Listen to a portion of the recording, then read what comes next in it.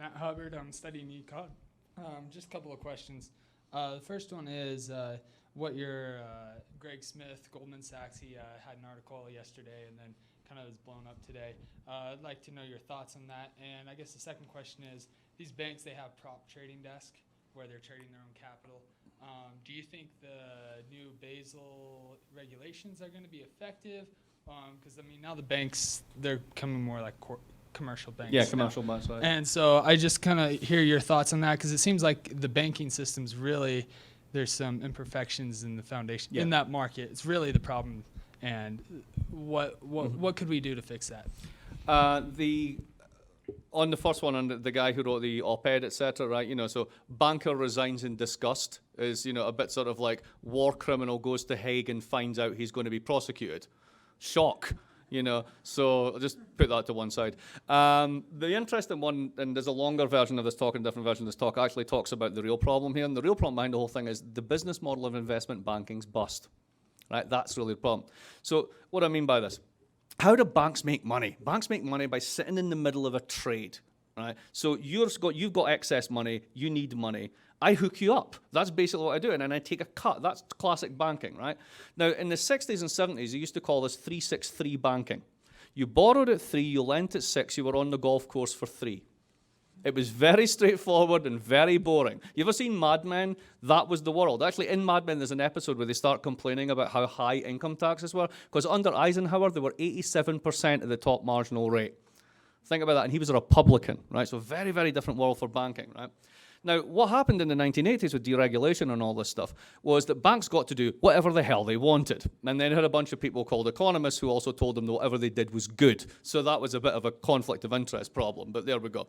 So anyway, they start to do whatever they want. They start to invent all these interesting instruments and stuff and lever up. Well, what does that mean? They take on an awful lot of debt.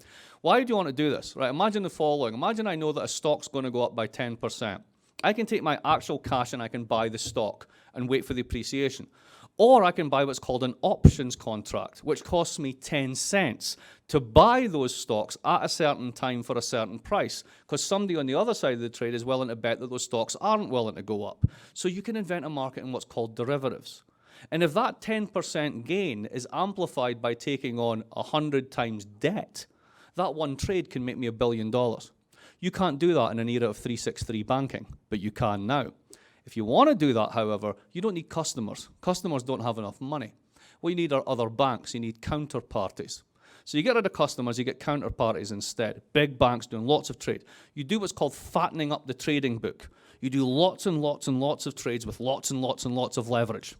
Now, here's the thing. It's brilliant. It's all wonderful, right? The only problem is you need some kind of asset in the base there, like the fuel in the car, the gas in the tank, to make the whole thing go.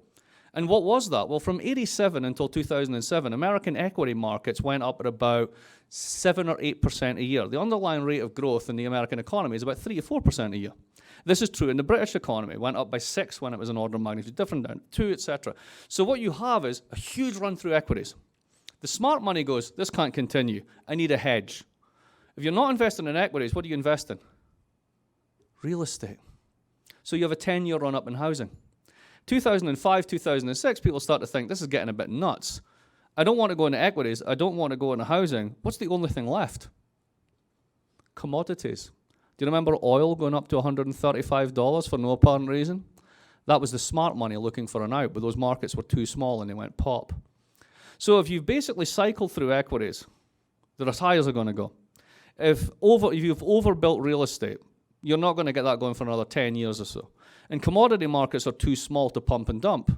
You don't have any fuel for the machine, which means that the whole business model of investment banking is done. And that's why they're turning it into commercial banks.